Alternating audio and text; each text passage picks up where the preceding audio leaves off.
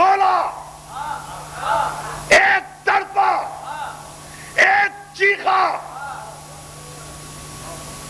صرف ایک، the only one, صرف ایک. جیسا کہ لکھا میرے بھائی نے، بکھر رہے تھے یہ سجدے، سنور گئے سجدے، نبی کے چین سے پہلے، نبی کے چین کے بعد یہ دین مر بھی چکا تھا. تو جب دین ہی مر گیا تھا تو مسلمان کہاں زندہ ہے؟ یا اللہ یا اللہ، یہ مصنفی نے کہا نا کہ یہ دین مر بھی چکا تھا. کیسے مرا تھا یہ دین؟ جب یزید نے، بادشاہ نے کہا کہ کوئی نبی نہیں تھا، کوئی رسول نہیں تھا، تو یہ دین مر گیا تھا.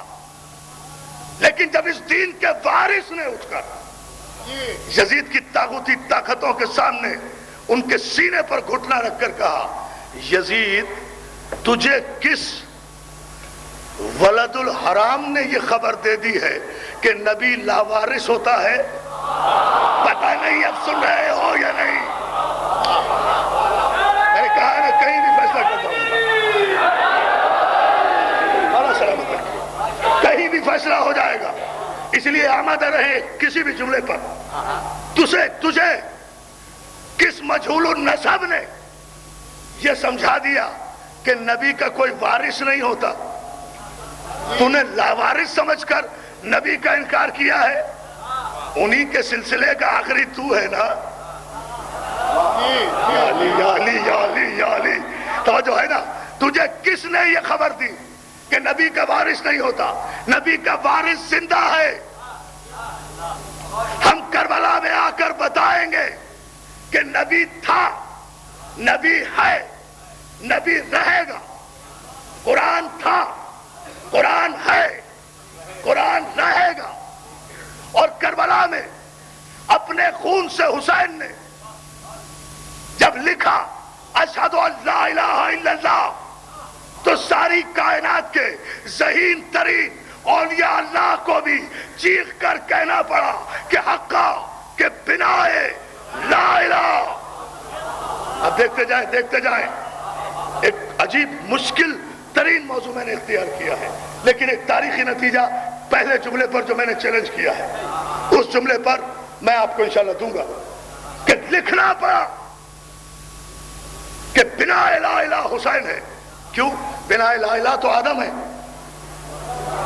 سب سے پہلے زمین پر لا الہ کی بنیاد تو آدم نے ڈالی، نوح نے ڈالی، شیش نے بنیاد ڈالی، ابراہیم نے بنیاد ڈالی، اسماعیل نے بنیاد ڈالی.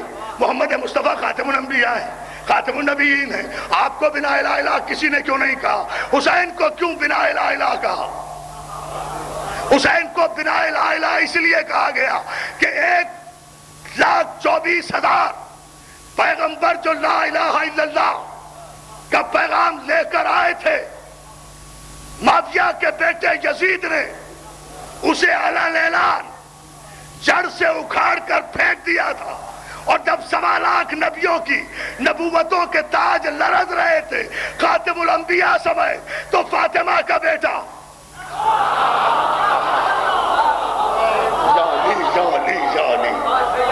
مولا تمہیں سلامت رکھے، تو فاطمہ کا بیٹا اپنے سر کا تاج لے کر نوکے نیزہ کی بلندی پر آیا. اور اس سر کی قیمت مسئلہ بیعت کا نہیں تھا. مصائب بھی نہیں پڑھ رہا ہوں، تاریخی حوالے سے ایک عجیب منزل دے رہا ہوں آپ کو. اس مسئلہ بیعت کا بھی نہیں تھا. سر کی قیمت کیا تھی کہ ایک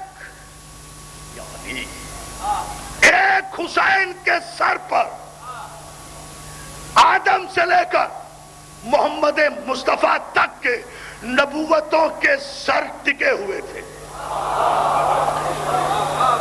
1.25 نبیوں کی نبوتوں کے تاج حسین کے سر پر رکھے ہوئے تھے. یہ سر اگر جھک جائے،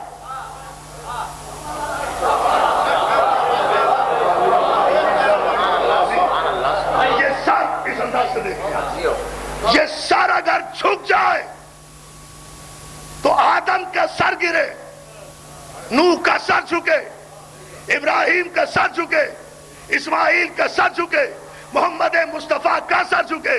1,24,000 پیغمبر حسین کی طرف دیکھ رہے ہیں کہ دیکھیں حسین جواب کیا دیتا ہے.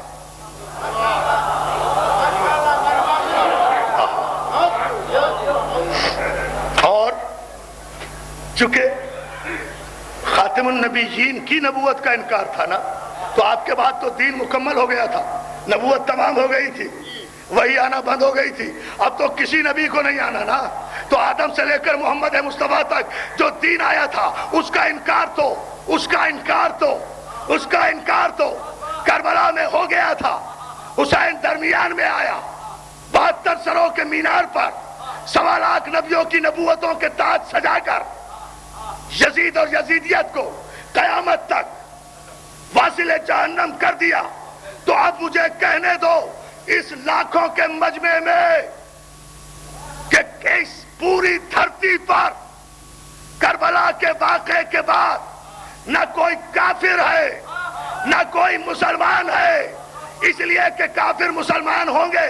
کربلا سے پہلے اب کوئی نہ کافر ہے نہ مسلمان ہے، اس لیے کہ حسین نے اپنے عباس کے کٹے ہوئے بازوؤں کے ذریعے سے نہر فرات پر حق و باطل کی میزان بنا کر ایک علم عباس نصب کر دیا ہے.